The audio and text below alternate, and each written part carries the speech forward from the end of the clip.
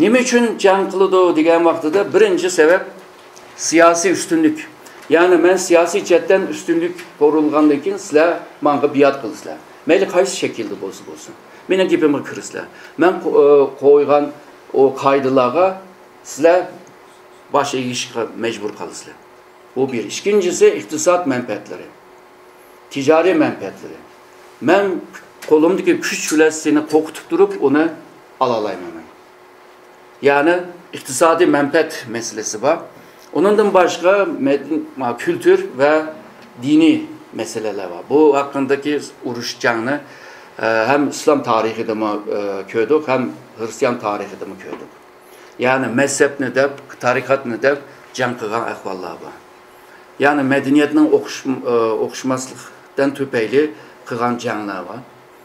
Ma kim ki şu soğuk can tüygenden keyin 1990'lardan itibaren başka bir sebep payda oldu. Bu bolsa insan hakları. İnsan haklarını qoğdayman deb can açıdığan ahval payda oldu. Bunu Yugoslavya'nınki takılış jarayonida bunu köydük bu basqışda. Ondan keyin bu Irak'ta, Libya'da, Üyebiyadima demokrasi, insan hakları degan ne qoğdaymiz deb canı açtı. Yani aslında bu bir kıymetlikti. Bu kıymetlikni can yolu emas, başka yollarla hal kılış lazımdı. Siyasi yoluyla, diplomasi yollarla, diyalog yollarla. Ama bu canın bir sebebi kaldı. Çünkü sende insan hakları yok. Ben onun için seni urmen deydi. Canına tesir yetkizdiğim bir nece amil var. Can kılış tabi bir en asas manası xavfsizlikni qo'g'dash.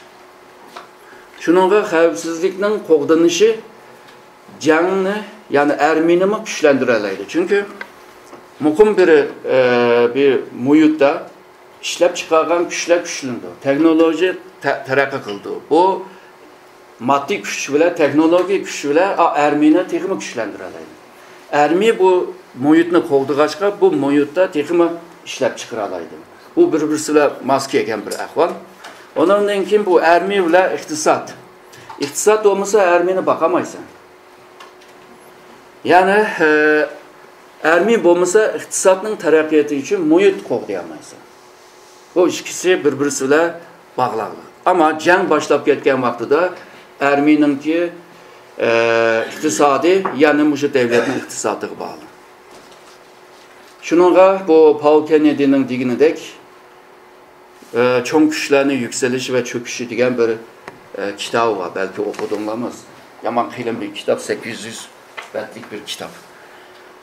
O kitapta degandek, eğer de sen yiyilipla mağdığın bolsan, çoğun devlet yiyilip alsan ve belki siyasi güç, ermi güçünü işiltip bir de yiyilip alsan, iktisadi terakkiyat eğer de sana bunu yar vermişse, sen çökse de 1986'da bu kitabını yazgan, aslında Amerika için yazgan.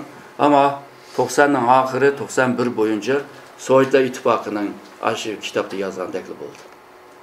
Öyle oldu. Şununla ermine bakalaydıgan derecede bir iktisadi güç buluş lazım. İktisadi güç terakki kısa erminime bakalaydıgan bir ahval buludu. Evet dedik bu nime özgürlüş ve terakkiyat. Misalga deyli, bu ateş kurallar oturup çıkıp oldu. Sen yanıla aşı soğuk kurallarını işitip, misal ok, yay, mızrak degenlerden işletsen onu bulmaydı. Şununla özgürlüş lazım. Ve ermi kalan sahalara kargancakta en çakkan, en tızlık bile özgürlüş lazım. Bir gün keş kalsan, o bir saatin içinde tayak yap gelsen tügüşse deyin ya. Şununla ermi için pul keşleş lazım, ermi için özgürlüş lazım, yenileş lazım. Ermi yine bu teknoloji bile münasebetlik. Çünkü teknolojinin ki terakkiyeti bile paralel ermi terakki kılıyor. Eğer de teknoloji terakki kılamay, ermi mi terakki kılamasa, başka terakki kılan devletlerden tayak yapıyorlar. Şununla teknolojinin ama terakki kıldırış lazım. Teknolojinin terakki kıldırış için birincisi pul, ikincisi insan. Yani mengisi bo'lgan inson. Meng deganim fiziki, fiziologiya meng emas, ya'ni tefekkür qila olgan menga ehtiyoj bor. Ermi shundaqla jamiyat bilan munosabatlik. Chunki ermi degan o erlar hammasi jamiyatdan keladi. Jamiyat agarda ermini qo'llasa, ermimi kuchli bo'la oladi. Misalga Türkiye'de birisi ermiga mangan vaqtida mahalladagi bütün yoshlar do'mboqni chelib, zo'rlarni chelib yo'lga soladi. Bu burundan tatib kelgan bir ahvol.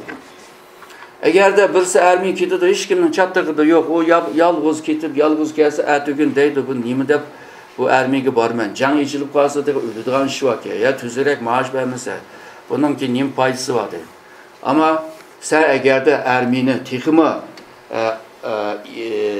itibarlı qilib, inovatli qilib, onunki g'ururuni, onuruni berib turib qilsan, jamiyat mana shunda bir muhit shakllanadi. Askarni qo'rqmay avtidi. Ondan keyin askarni avatgan annama shuni deydi. Menimki oppoq sutim halol olsun deb. O gapni deganligi hamda u bola jangda qahramon bo'lib chiqdi hamda. Agarda onchilik bir narsa bo'lmasa, jangdan qichishga tirishadi. Bilasizlar, mana o jangda bir qonun bor. Qochqinlar hammasi o'ldiriladi hamda. Yoki mahkamaga so'roqtadi, turmaga kirgan. Ermi ve psikoloji bilan munosabatlik var. Bazı cemiyetler burundan tatipla qo'rqib kelgachga, ular jangni qilishdan qo'rqadi. Bazı cemiyetler borki, to'la jang qilib yoki jang qilmasama normalda onu motive qilib ajnaq holiga kelgan. Shuningga ularni jangdan qo'rqmaydi. Kalanlarda bor belki. Jangdan qo'rqmaymiz, o'lsak o'ldik. Dünya nima o, mo'yim o. Bu dünya mo'yim emas. Bu dunyoda sevap azoblar bo'ldi deb. O'lsakmi Alloh jon oldi. Degandan keyinlar psixologiya o'zgardi. Ba'zi bunda bir Allohga ishonmaydigan nimalar bundan qo'rqib qolgan ahvollar bo'ladi. Chunki o'lsam qanday qilinadi? Chunki dunyoni o'ylamag'achqa, ma dunyoni o'ylag'achqa biraz orta katlam baylık cemiyetler var. Ular texmi qo'rqadi. Çünkü ölsem benimki mal mülküm neyim buldu deb başka narsani o'ylashga boshlaydi. O vaqtda psixologiya jihatda bir acizlik paydo qiladi.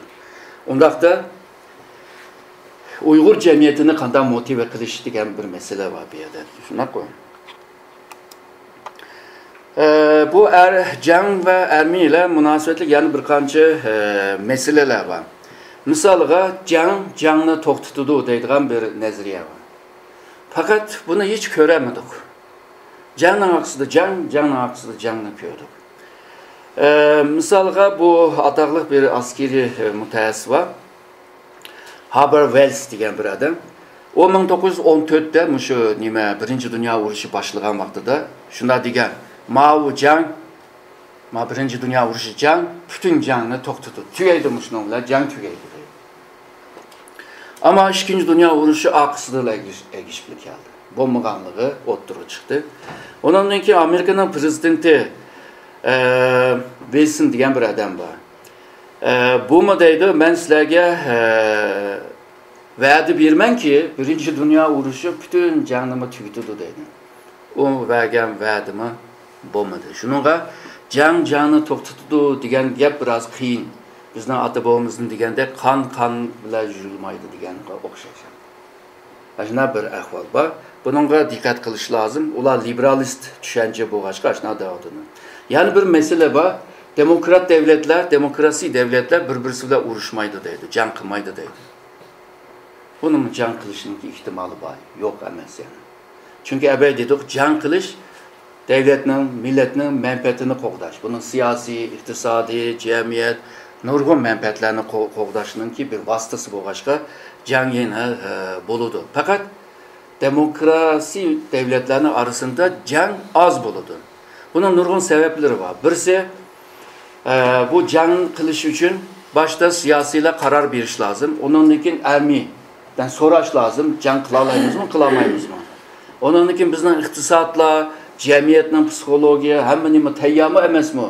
Ularına tamam deydi, boldu deyli. Onun için ministerler grubunda ya ki Cumhuriyeti'nin ki himayesine bir yığın açıldı. Kararını aldık mı deydi. O vaxtda da aldık ya almadık. Ama medya var. Medya kopub tənqid qilishga başlaydı. Ya ki qo'llashga başlaydı. Medyadan başqa bir kamuoyu deydigan cemaat fikri var. Yani hammani yig'ib kelgan chog'da demokratik bo'lgan bir davlatda jang ichish qiyin. Undaqda qanday qilamiz bu qiyinchilik bo'lganidan qanday qilamiz, masalani qanday hal qilamiz deganda dialog. Yani siyasi diyalog ve diplomasi vasıtasıyla buna hal qilishga.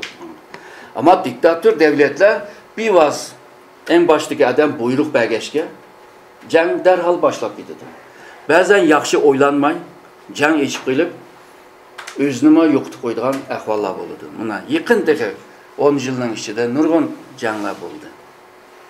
2001'den başlap devamlı bir janglar oldu. Bununla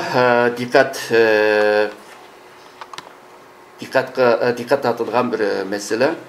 Yani bir mesele olsa şu modern vakti, hazırki zamanı vaktideki janglar bağan sırı kıymetke toktavadıdır. Misalga deyli Suriye'de ya da Irak'ta ulanın degen teröristini urman deydigan olsa bir zamanıvi roket bile urdu onu. O degenin ki 500 bin dolardaki bir kıymetlik nesle olar. Yani bir tankını, bir adamını, yani bir kişi bir yerini aşına yoğan neslerle uruşka mecbur kalın.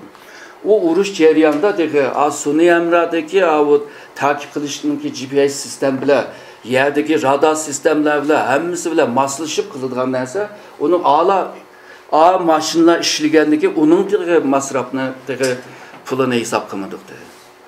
Yani bunda kelgen çağda hazırki bu asimetre uruştayımız var. Köpçülükki az sandaki uruş, yani partizan uruşu da desek biraz düşünün. Buna uruşka bekcik pul kit vardı. Şununla bu çidiyalamdı, çidiyamamdı. Evet dedik, iktisat eğer bunu yar vermişse, bunda can uzun devam kılamaydı. Ondaqda qanday qilish lazım, başka bir yollarını izleşke doğru kildi. Bu devlet bile bu Ermeni bağlayan halda 3 xil bir devlet var. Bu 3 xil devlet Ermeni 3 xil şekilde işildidiler. Misalga birinci xili bizning bilgandek militarizm. Bu xil devletler normalde şu siyasetni askerler kontrol qilib. Bunda vaxtida yani jang ichish bular için naydı oңay boludu. Çünkü siyasetçimi özü, o Ermenining bishimi özü, şununla bu yerda yüksek bir seviyede cemiyetni, siyasetni, iktisatni, hamma nimani kontrol qilib olgan. Axborotmishida, yani istihborotmishida kontrol qilib olgan. Bununki misolini bergan bo'lsak, kim bor desak, 2. Dünya urushundagi Japonya. Yani bir ikinci xilinde bu bolsa bu sülale ya da parti devlet hakimiyetler. Sülale devletler bilimiz zaten Mişe'de nurgun devletler var. Suudi Arabistan sülale devlet. İngiltere sülale devlet. Padişahlık devlet diyenler. Sülale. Bunlar bir aile. Bir aile bir devletinin adımını başkurduğun bir hakimiyet. Ya ki parti devlet. Yani parti devletine başvurdu. Bu bolsa misalga hemimiz en yaxşı bilimiz Xitay. Ve Xitaydan Baldurma Gomindanmışında. Yani parti devletine başvurdu. Devlet partinin parti devletinin mandat bolup kalgan. Şununla ming eleki halk ermisi disimi Xitayninki. O partinin ermisidir. Ming halk hükümeti disimi o partinin hükümeti. Ming halk bankası disimi o partinin ki bankası. Şununla Xitay'daki bu halk kongresi var o. Halk kongresinin Xitayninki güçlerin arasındaki en çoğun güç deydi, erk. Ama deydi, Komünist Parti'nin yetekçiliğinde. Türk dediğinde. Hükümet deydi, icra cihette en çoğun güç deydi.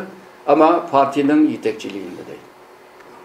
Şərq Türkistan Otonom Rayon deydi, partinin yetekçiliğinde. O zaman otonom diyen bir nəsə kalmadı diyen gibi. Bu parti devletler. Bulamı xəterlik, çünkü bulamı askerlerini asan yolga salalaydı, canga salalaydı anlar. Bulanın dədi özününki parti, özünün sülalesi. O devlette yaşavatkan halk ve umumi cemiyetinin menfaatleriniz. Ular özünüzle oylaydı anlar. Militaristlermişim da. Özününki ideyasını əməlləşdiriş üçün mıcındaq hakimiyyətinə qoluğa düşürü ağam. Həm də üçüncü bir xil bolsa demokratik bir tüzüm. Bu tüzümdə əbəmən digəndək ərmi devletinin doludur və ərmi hükümətki bağlanır. O vaxtı da Müdafiə Ministri ərmiyinə başvurdu. Ərmiylə texima siyasi cəhətdən mavu ərmiyininki içki müdahilə sistem bağlantı deyimiz o. Olanı güçləndiriş üçün Genelkurmay deydiğen bir tüzümleme yaratkan. Bu biraz bir ayrı bir nəsə. Şunda olsa demokrasi devletlerde ərmi devletinin ərmisidir.